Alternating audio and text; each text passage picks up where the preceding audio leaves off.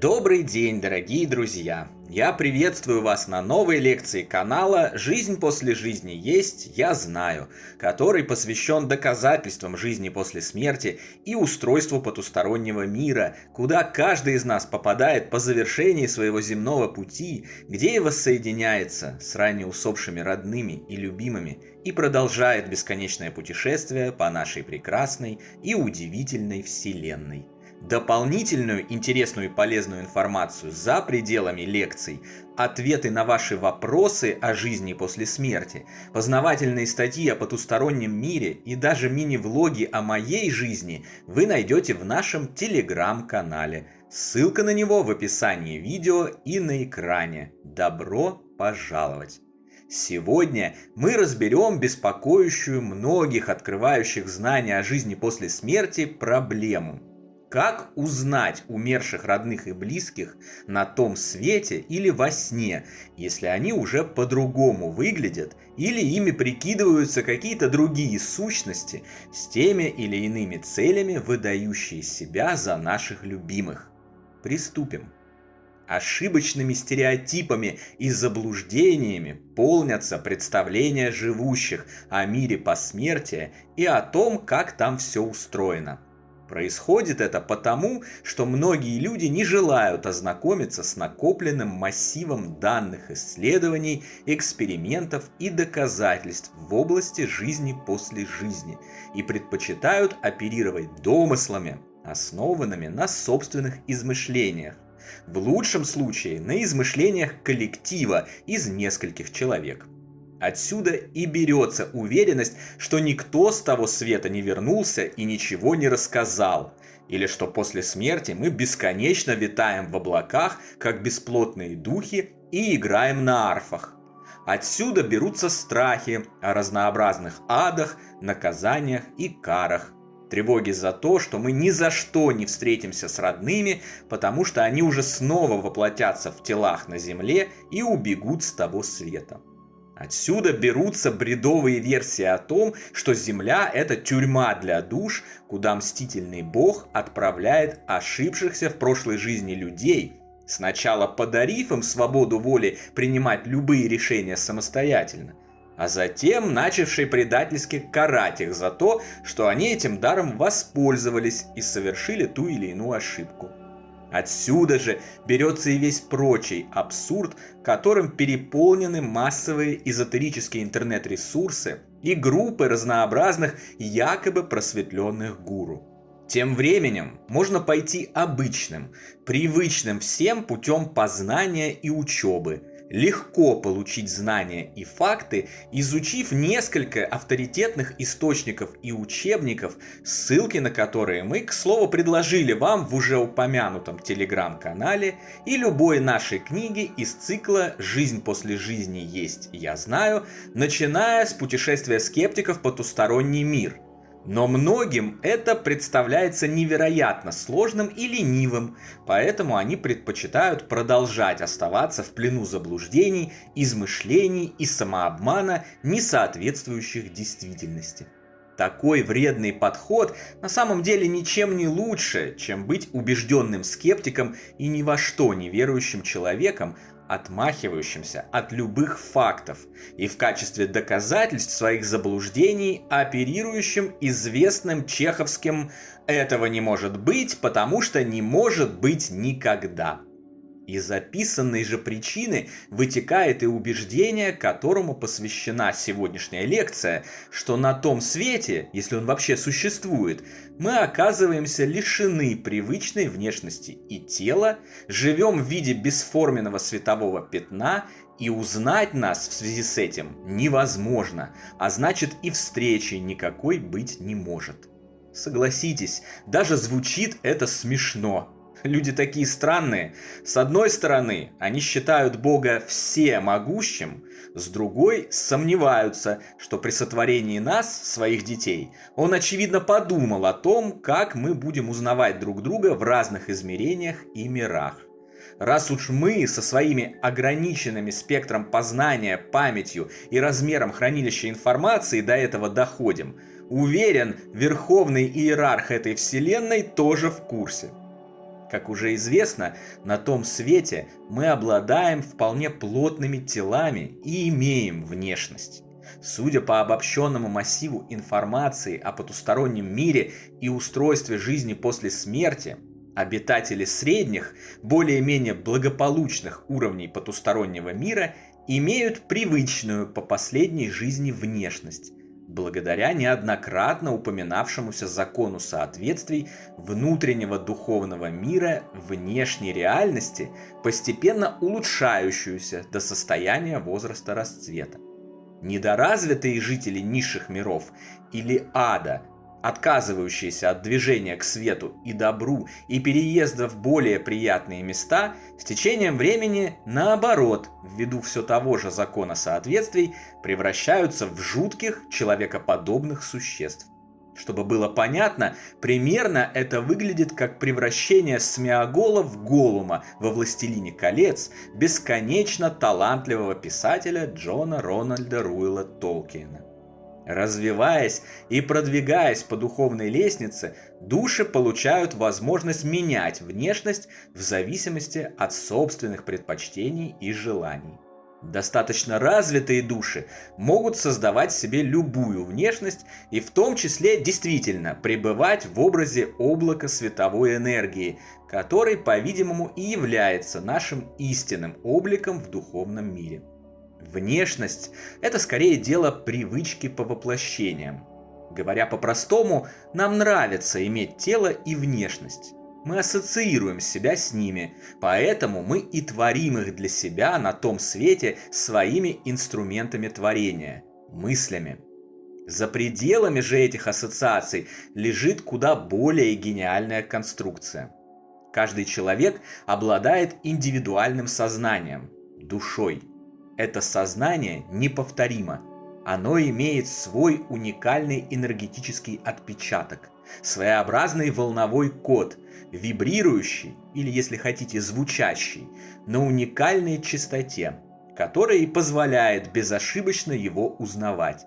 Здесь, на Земле, мы узнаем друг друга по лицам. В духовном мире – по уникальной энергетической частоте души. На самом деле это гораздо проще и безошибочнее, чем распознавание лиц. А еще это эффективнее и правильнее, потому что души перевоплощаются, а значит могут иметь множество лиц и внешностей, появившихся у них на протяжении тысячелетий воплощений. Запоминать их все нет необходимости. Мы узнаем друг друга по, упрощенно говоря, частоте вибраций наших душ. В этом и проявляется гениальность Творца, его любовь к нам, вечный интерес в нашем благе и бесконечное желание дать нам самые удобные и эффективные инструменты жизни и духовного развития. Вы можете об этом не догадываться, но на самом деле многие из нас уже знакомы с механизмом прямого распознавания душ и даже использовали его. Многим влюбленным знакомо невероятное и с трудом выразимое чувство узнавания родной души по частоте ее вибрации. Это называется любовью с первого взгляда. Когда два человека, едва встретившись на первом свидании, вдруг понимают, что они каким-то непонятным образом уже давно знают друг друга. И это действительно так. Лицо другое, но энергия та же. Поэтому и происходит узнавание, несмотря даже на забвение и прочие ограничения, наложенные физическим телом и законами существования в физическом мире.